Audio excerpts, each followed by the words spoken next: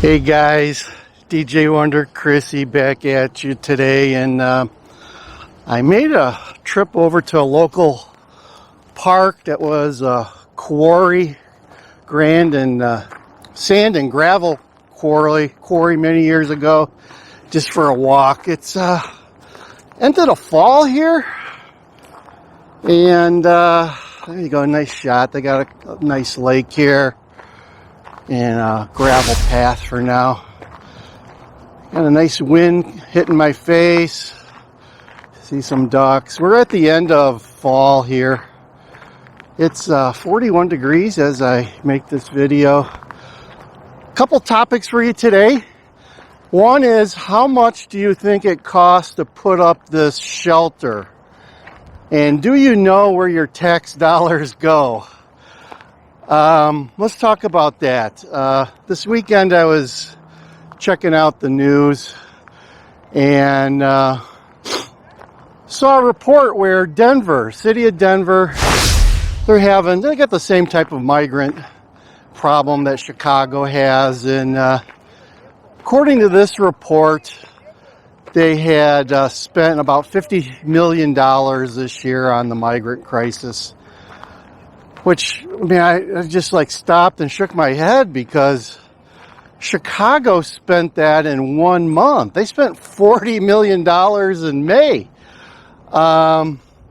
Last report I saw was Chicago's on track to spend $250 million on the migrants this year. So we got the guys working here on the shelter, finishing up before it gets real cold.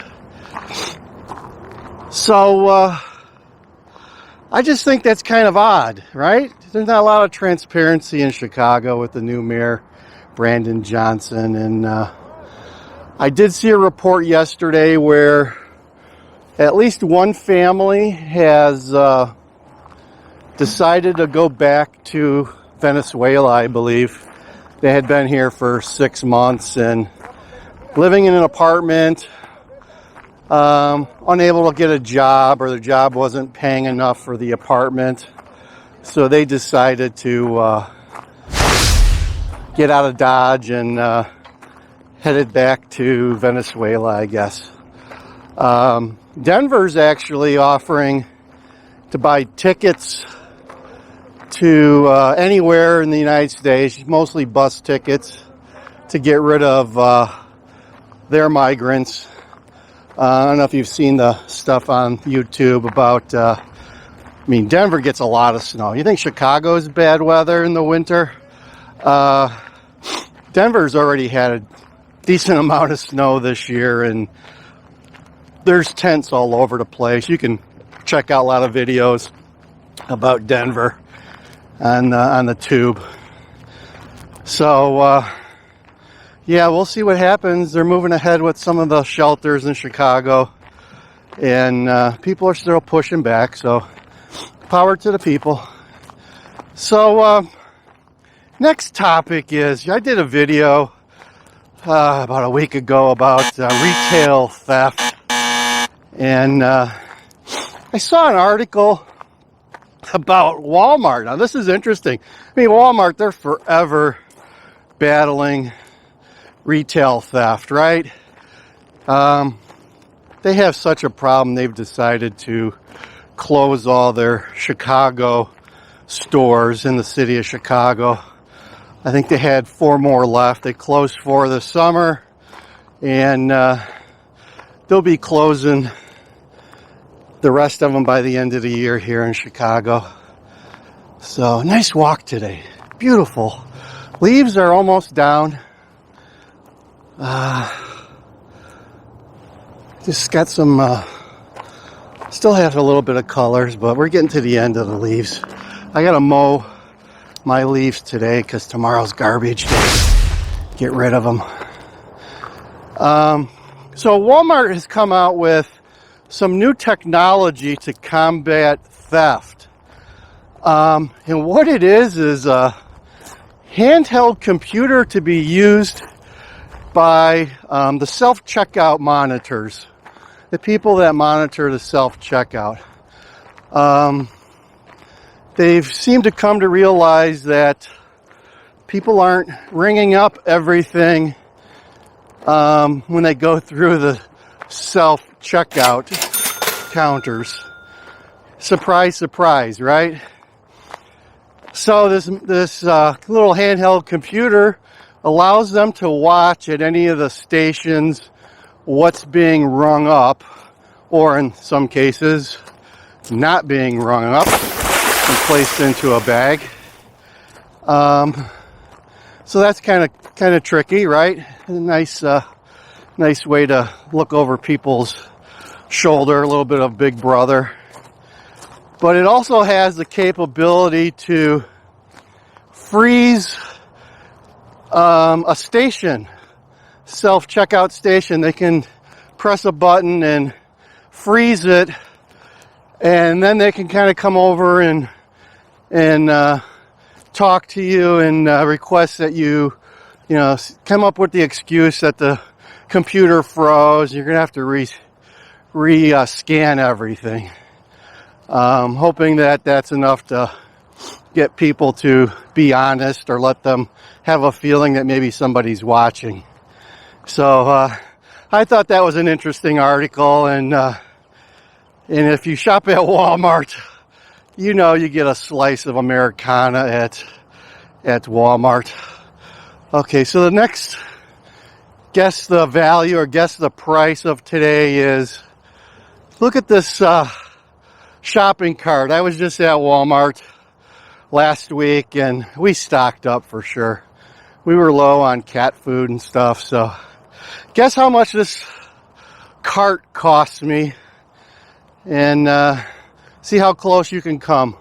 I'll give the price of the shelter and the cart at the end of this video, folks. So go ahead and guess, and we'll reveal the answers at the end. See, this is a beautiful trail here today. See, the weeds are all dead. Farmers are pretty much finished with the harvest. They were having some problems, a little bit of bad weather earlier in the month, but they usually pull out. The corn comes out last because it just takes longer to dry. The beans are the first to go out, and those usually go out around October, sometime in October. So harvest is almost done. Farmers are getting ready to clean their tractors and equipment for the year, and maybe head somewhere where the sun's at for the rest of the winter if they're smart. Okay, what else can we talk about? Let's talk about failing banks. I did some research this weekend on the two latest bank failures. Bank of Kansas, somewhere in Kansas, and Citizens Bank in Sac City, Iowa. I'll take a sit down here on a nice bench. Found out that the Kansas one, where they said it was an isolated one-time incident to blame for the failure. The Fed's not very transparent about things, so that's how they kind of coached it at the time that they went under. I forget how much the FDIC had to come in and use to prop up that bank. But anyway, what they found out was one of the bank CEOs, or the president, had been investing money in a crypto scheme that he didn't realize was a scheme. I guess he was approached by somebody and said, hey, I can get you a high return on your money for X number of days. And this guy had invested money in the past and got his return and thought everything was kosher. And ultimately, he put $12 million investing in this crypto scheme, as we'll call it. and got taken for a ride. And that's what brought down that bank. Oh. So be careful where you put your money. Even when it's in a bank, you can never tell, guys. That's why I recommend you look at weissratings.com, WEISS ratings.com, to check out your banks and credit unions and insurance companies too. And they give a good rating on banks, so you know if your bank has problems. There's a lot of banks out there that have liquidity issues, folks. Lots and lots of banks with liquidity issues. So be careful. Even if you're with a good bank, sometimes they can go under. So, okay, so let's talk about Citizens Bank in Sac City, Iowa. More information's coming about their downfall. And now they're saying that they had some major bets, pretty much like 80% of their loans that they had out were to one industry, the trucking industry. And that's what pulled them under. And actually, they didn't realize that how bad things were until I guess they had an audit, and somebody from the government told them that they had missed or some bad news on their books, and brought it to their attention. So it was with the trucking industry that they had made a lot of bets or investments. And if you don't know, the trucking industry is having some problems. The volume of trucking that's going on in our country right now is way down. And companies are having a hard time. So this is just my speculation, but I wouldn't be surprised if Citizens Bank in Sac City had a connection to Yellow Freight Corp, right, guys? That's the company that went bankrupt this summer, late summer. And our government is one of the creditors there. I think the government has like about $750 million invested in that company that they may not get back. They're in the process of selling all their assets right now, so we'll see who gets that money. And that's just the way things are these days. So there you go, a little more transparency on the banks. I checked last week. I'm still buying 30-day CDs, guys. I'm expecting to see CD rates go up maybe another 1/4% come middle of December, I think, is the next Fed meeting. So last week I checked. They were offering banks on the Schwab CD exchange. Look, they got an eagle there, bald eagle. I don't know if you can see it. This camera's not a real zoom feature or anything. Beautiful lake here. Check it out.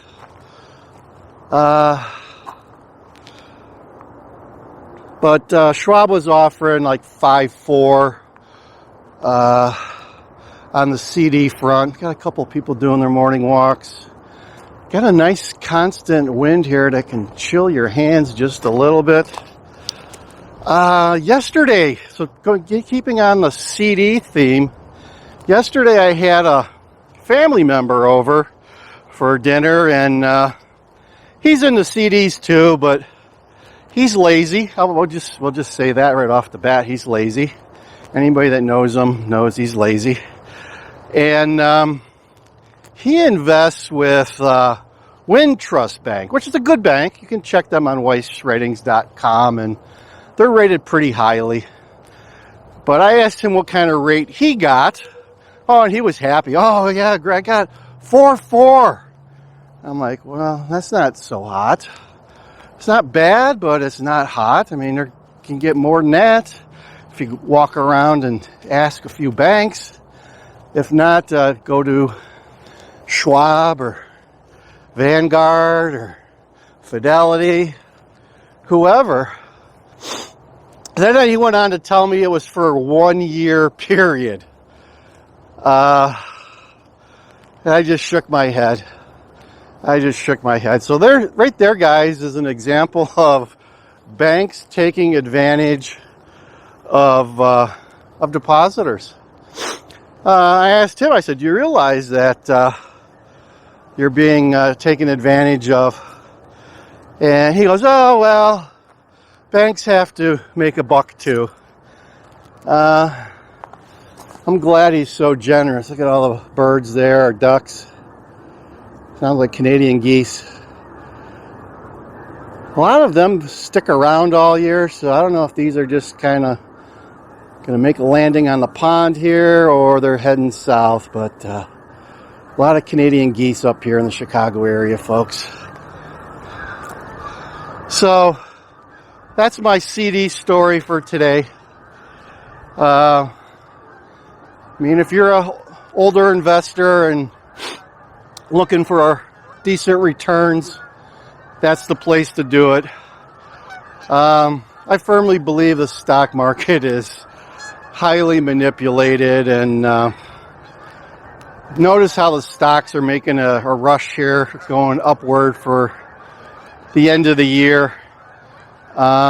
Just be careful, because sometimes when things go up, the smart money heads to the door, folks. Let me say that again. When things go up, and there's no reason for them to go up, yeah, look at them. They're landing on the lake here. They're gonna do some floating. When things go up for no reason, and you're happy about it, smart money heads to the door and leaves the little guy holding the bag. So be careful. Be careful. It's not like it hasn't happened again.